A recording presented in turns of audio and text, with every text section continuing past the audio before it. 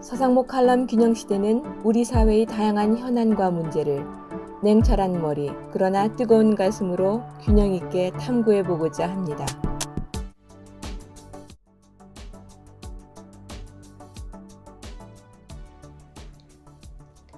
이코노미스트지 이번 주 커버 스토리는 저출산 대책 왜 효과가 없는가입니다.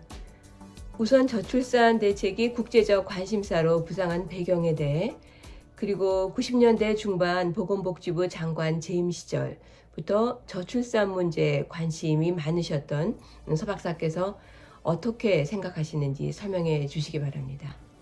이번 주 에코노미스트지는 저출산 관련해 가지고 몇 가지 중요한 사항을 지적을 하고 있습니다. 첫째는 저출산 문제가 우리나라만이 아니고 거의 모든 선진국, 이스라엘을 제외하고는 모든 선진국이 공통적으로 겪고 있는 아주 골칫덩어리다, 이런 지적이고요. 네네. 이게 이제 골칫덩어리인 것은 대책이 별 효과를 나지 않고 있다, 이런 이야기입니다. 네. 예를 들어서 제가 1994년 11월인가요? 한국 대표단을 이끌고 제가 이제 복지부 장관 시절인데요. 이집트 카이로에서 세계 인구 대회가 열렸습니다. 네네. 거길 갔는데 그때 이제 선진국들이 큰 관심사가 저출산 문제였어요. 네. 그래서 내가 그 얘기를 듣고 우리나라는 괜찮은가 한번 검토해 보라고 제가 전문위원회를 만들어서 검토를 했더니 우리나라도 출산율이 굉장히 빨리 떨어지고 있다는 얘기예요. 네. 그래서 내가 그 건의를 받아들여서 가족계획 사업을 중단시켰거든요. 네. 그래서 이 저출산 문제는 선진국들이 지난 30년간, 우리나라는 지난 20년간 대책을 열심히 했는데 효과가 없었죠. 그런 문제라는 거. 그리고 이제 두 번째는 방금 말씀드린 대로 이게 큰 효과가 나지 않는다. 특히 현금 지원하는 게 이제 저소득층한테는 효과가 있는데 중산층 이상한테는 현금 지원이 별 효과가 없다. 이거 우리한테 의미하는 바가 크죠. 최근 1억씩 돈을 주자 이런 얘기가 나오지 않습니까? 그러니까 굉장히 신중해야 되는 거예요. 돈만 또 잔뜩 쓰고 효과가 없을 수 있기 때문에 그래서 선진국이 이제 조금 이제 개선되는 경향을 프랑스가 특히 그런데요.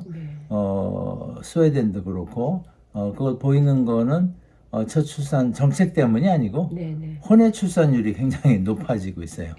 우리나라는 이게 한 2%밖에 안 되는데 그 OECD 선진국은 거의 50%가 되고 프랑스 경우는 이게 50%가 넘습니다.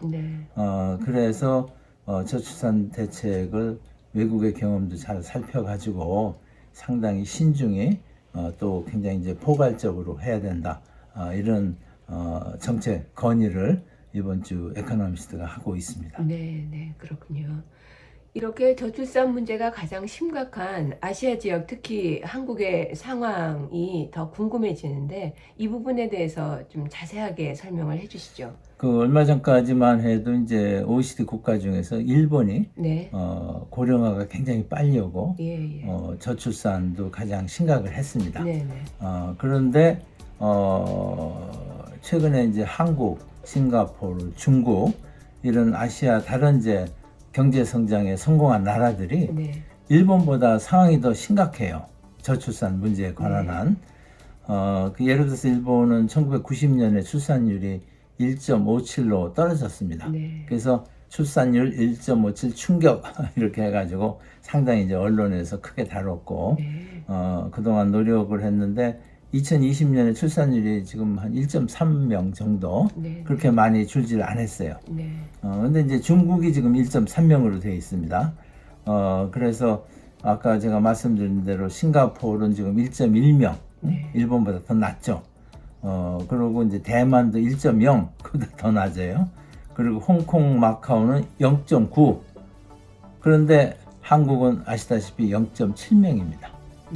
그래서 아시아 소위 신흥 공업국들이죠. 일본보다도 훨씬 낮은 이런 출산율을 보이고 있고 그 중에서도 한국이 가장 낮다. 네. 홍콩과 같은 싱가포르는 도시국가지 않습니까? 네. 근데 우리는 인구도 훨씬 많고 농촌 지역도 있는데 출산율 0.7명이라는 거는 네. 진짜 충격적인 숫자가 아닐 수가 없습니다. 네. 그래서 우리나라도 제가 아까 말씀드린 한 20년 전부터 고령화 저출산 위원회를 만들어 가지고 네. 여기에 어떻게 보면 돈을 막 퍼붓습니다. 매년 GDP 한 1% 이상을 저출산 대책에 쓰고 있고요. 2006년부터 2020년까지 저출산을 위해서 우리가 투입한 재정이 총 380조 원으로 지금 추정이 되고 있습니다. 네. 그런데도 불구하고 우리 출산율은 60년대 초에 6.16명, 네. 그리고 이제 10년 후에는 4.28명, 네. 그것도 10년에 1985년 2.23명, 1995년에는 1.7명, 그래서 이게 2005년에는 1.22명 되다가 아까 말씀드린 작년에 0.72명. 그러니까는 계속 과거에는 이제 우리가 가족 계획을 할 때는 출산율 떨어지는 걸 가족 계획이 굉장히 성공한 거다 해가지고 전 세계에 부러움을 샀는데 네. 이제는 이제 출산율이 저출산 대책을 하고 있음에도 불구하고 굉장히 빨리 떨어지고 있기 때문에 한국이 지금 뭐 국제적으로 인구가 소멸이 돼서 없어질 나라 1호가 한국이다 뭐 이런 얘기가 헤드라인이 될 정도로 저출산으로 아주 유명한 나라가 됐습니다. 네. 이렇게 저출산에 대한 경제적, 사회적 문제가 또 다양하게 일어날 것으로 예상이 되는데 그 부분에 대해서도 말씀을 해주시죠. 가장 큰 거는 경제적 문제가 아닌가 싶습니다. 네. 저출산 된다는 건 결국 이제 사회가 이제 늙어진다는 거거든요. 네. 네. 근데 아시다시피 이제 노인들은 뭐 연금 혜택도 줘야 되지. 네. 특히 이제 건강 의료비가 많이 높아지지 않습니까? 네, 그렇죠. 그러니까 대충 지출 수요는 높아지고 네. 또 출산이 낮으면 그만큼 젊은 사람이 작으니까요. 네. 돈을 버는 사람은 작아지는 거죠. 네. 그래서 경제 이제 활력이 떨어지고 재정의 위기를 초래하기 때문에 저출산은 굉장히 그리고 여기에 더해서 그렇게 되면은 이제 뭐 군대 갈 사람도 작아지니까요. 네. 군사력도 낮아지고 그래서 저출산은 모든 선진국이 다 당면한 문제인가 동시에 네. 특히 한국은 이 문제가 가장 심각하기 때문에 네. 우리로서는 아마 가장 어렵고 제일 중요한 이런 정책 과제라고 네. 이렇게 생각을 합니다. 그래서 네. 한국이 이렇게 저출산이 세계에서 제일 낮기 때문에 이번 에코노미스트도 한국 문제를 많이 다루고 있어요. 아, 그렇군요. 네. 그래서 한국이 지금 이제 우리 이제 부채 비율, 네. 정부 부채를 GDP로 나눈 건데요. 네.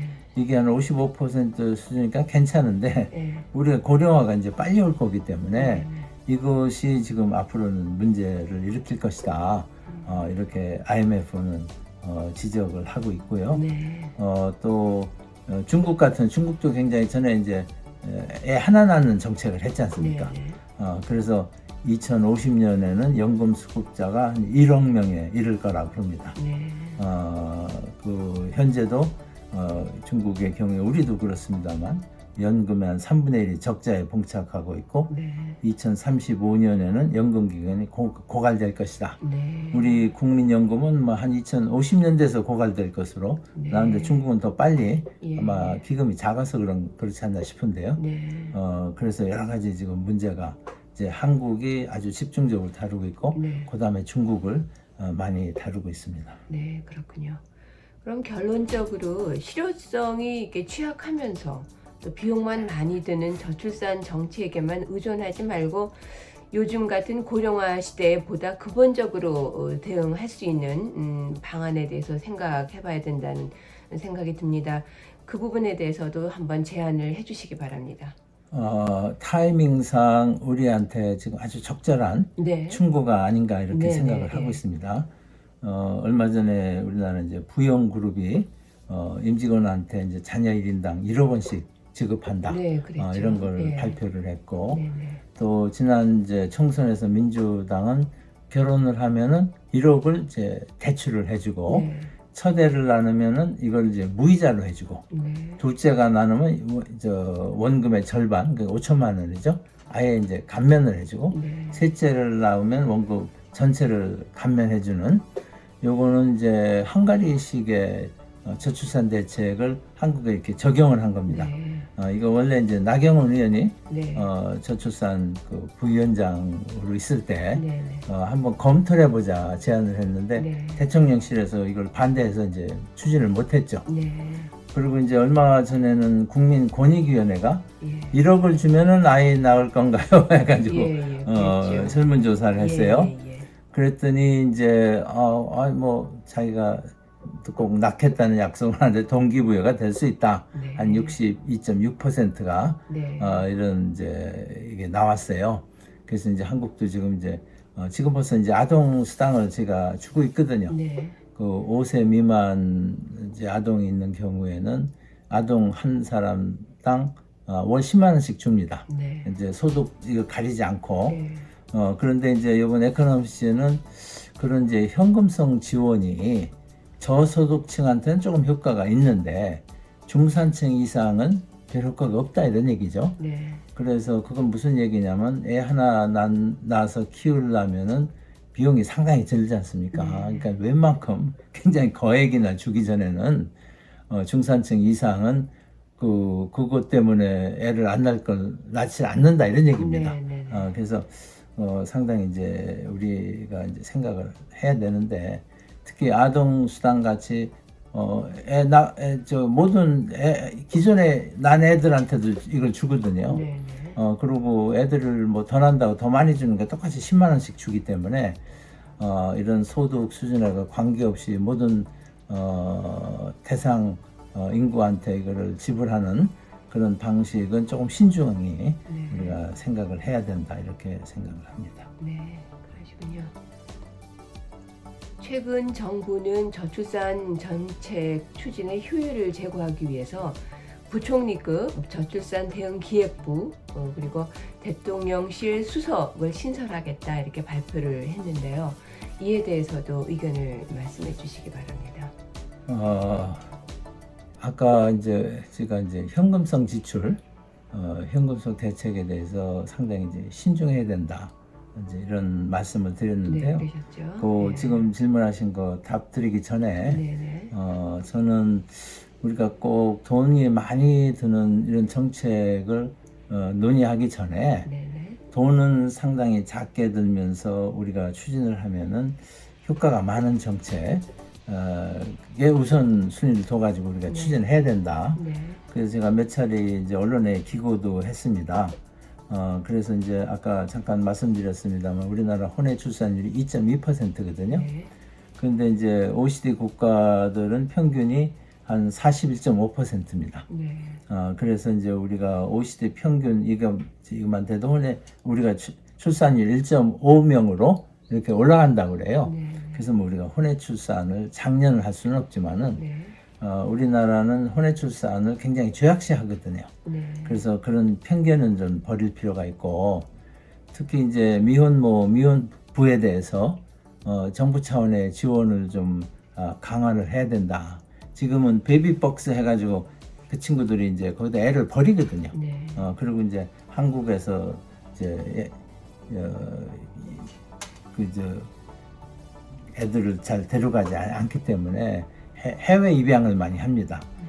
그래서 이제 이 문제를 우리가 조금 굉장히 민감하고 어려운 문제지만은 여기를 좀 더 우리가 심도 있게 다뤄야 된다 이렇게 생각을 하고 또 하나는 이제 프랑스식 시민사회 연대라고 팩스라고 그러는데요. 이것도 이제 그건 무슨 얘기냐면 동거 커플에게도 정식 결혼한 커플과 같은 여러 가지 혜택을 주자 이런 겁니다. 근데 이게 처음엔 좀 낯설었는데 얼마 전에 중앙일보가 이거를 이제 여론조사를 실시했더니 응답자 한 74%가 찬성을 하고 있어요. 이런 거는 뭐 돈이 추가로 재정이 드는 게 아니거든요. 그래서 이런 것도 우리가 이제 적극적으로 검토해 볼 필요가 있다 이렇게 생각을 하고 또 하나는 우리가 이제 그동안 일과 이제 육아를 병행할 수 있는 이게 굉장히 중요하죠. 네. 워킹맘의 경우에. 그래서 우리가 이제 많은 정책을 하고 있는데 전문가들은 아직도 우리가 이제 여기에 쓰는 예산이 선진국에 비해 굉장히 낮다고 그래요. 네. 특히 프랑스나 이런 데보다. 네. 그래서 이것도 좀 대폭 올리는 이거는 이제 굉장히 의미가 있는 것 같아요. 그리고 이제 또 하나는 이제 그 재택근무 있지 않습니까? 재택근무도 이제 모든 분야에서 다 할 수는 없는데 네. 특히 이제 그 컴퓨터를 많이 쓴다든지 이런 분야에서는 재택근무를 좀 활성화시키면은 네. 워킹맘들이 좀 일하면서 이렇게 출산을 하는데 좀 불편함을 덜어줄 수 있지 않을까 이렇게 생각이 들고 또 하나 중요한 것은 그 가부장적인 사고 우리나라 남성들 또는 기성세대 네. 근데 이제 여론조사를 해보면 지금 20대 지금 결국 이제 여성들 아기를 낳는 중요한 결정을 여성들 본인이 해야 되지 않습니까? 네. 그렇죠. 근데 이제 그런 이제 젊은 여성들은 상당히 가부장적인 생각하고는 이제 동떨어진 생각을 하는 거 요새식 생각이죠. 네. 그래서 지금 이제 특히 20대 남성과 여성 간의 생각의 격차가 굉장히 많은 것 같아요. 예. 그래서 전에 이제 그 이준석 당대표를 했더니 20대 남성들 또 이준석 당대표 지론이 페미니즘을 이제 없애자 이런 거거든요. 그리고 여성부도 없애고 그랬더니 20세 남성의 표가 이제 국힘당으로 많이 왔어요. 네. 근데 나중에 보니까는 그거 이상으로 20대 여성표가 이제 나갔다는 걸로 이렇게 네. 조사가 되고 있습니다. 네. 그러니까 지금 결혼 정년기에 있는 젊은 층의 그 남성과 여성의 생각이 굉장히 다른 거죠. 네. 다른 거. 그래서 혼인도 이제 미루는 경우가 있고, 네. 그래서 이제 전반적으로 그런 가부장적인 생각을 결국은 이제 혼인을 해서 출산할 여성들한테 어느 정도 맞춰서 이 사람들이 결혼에 대해서 부담감을 좀 덜 갖게 해주는 것도 이제 굉장히 중요하다고 생각을 하고요. 그리고 이제 아까 이제 한가리씩 뭐 이렇게 1억 원씩 주고 이런 거는 상당한 고심과 고심 끝에 연구 끝에 최종 결정을 내렸으면 좋겠습니다. 네. 그리고 이제 끝으로 이제 행정 체계 그래서 전에 이제 우리가 고령화 저출산 위원회가 있었습니다. 네. 위원장이 대통령이고 이제 부위원장이 있는데 이게 이제 부위원장도 상근이 아니었거든요. 네. 그러다 보니까는 뭐가 일이 그러고 이제 부처도 이제 무슨 이걸 담당하는 부처가 있는 게 아니고 네. 거기에 이제 부처에서 파견한 몇 공무원들이 실무를 했기 때문에 이게 이제 취약한 거는 사실인데 방금 지금 얘기하신 대로 얼마 전에 이제 부총리급으로 저출산 대응 기획부를 만들고 대통령실에도 저출산 수석을 만들겠다고 그러는데 이것도 상당히 신중해야 되는 것 같아요. 네. 결국 이제 공무원들이 많이 늘지 않습니까? 네. 그러면 공무원들이 지금 부족해서 우리가 저출산 문제가 해결이 안 되느냐? 그거는 아니거든요. 네. 그리고 저출산 문제라는 게 굉장히 다양합니다. 예. 다양해요. 그래서 제가 이제 좀 오늘 이제 좀 아까 흥미를 해서 AI에 물어봤어요. 네. 우리나라 저출산 원인이 뭐냐 했더니 굉장히 여러 개를 되더라고요. 네.